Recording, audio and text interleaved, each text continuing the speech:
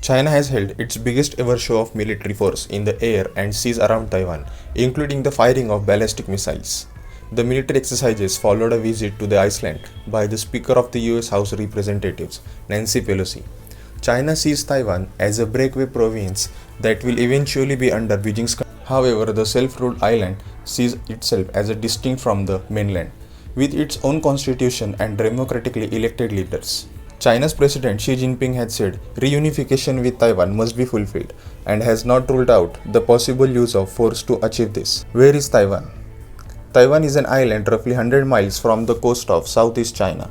It sits in the so-called First Island Chain, which includes a list of US-friendly territories that are crucial to the US foreign policy.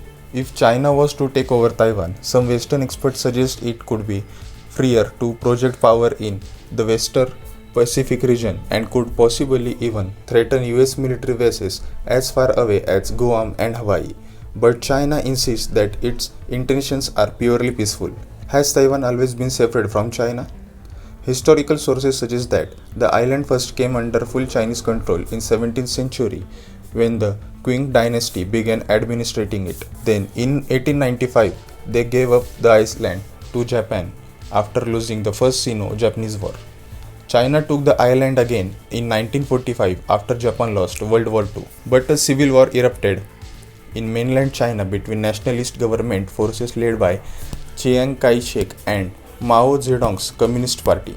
The Communists won in 1949 and took control in Beijing. Chiang Kai-shek and what was left of the Nationalist Party, known as Kuomintang, fled to Taiwan.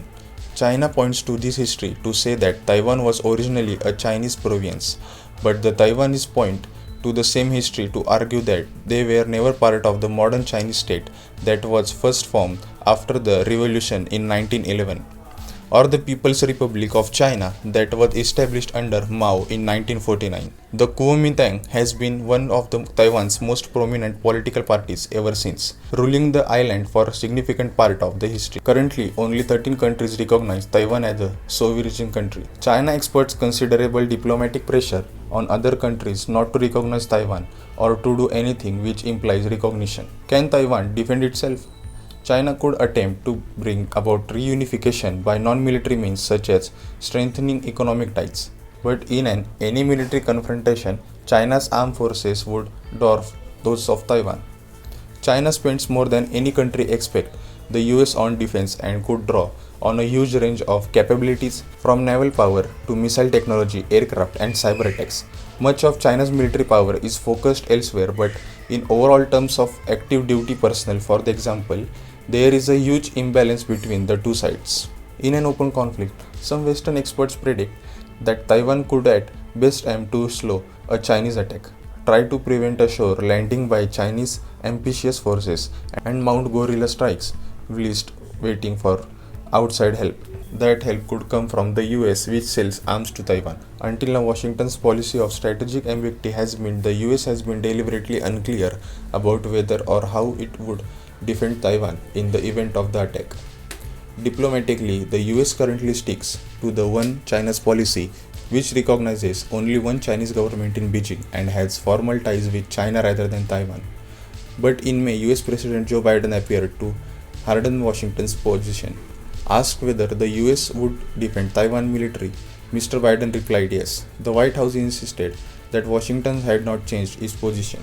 Relations between Taiwan and China appear to have deteriorated sharply following Mrs. Pelosi's visit, which Beijing condemned as extremely dangerous.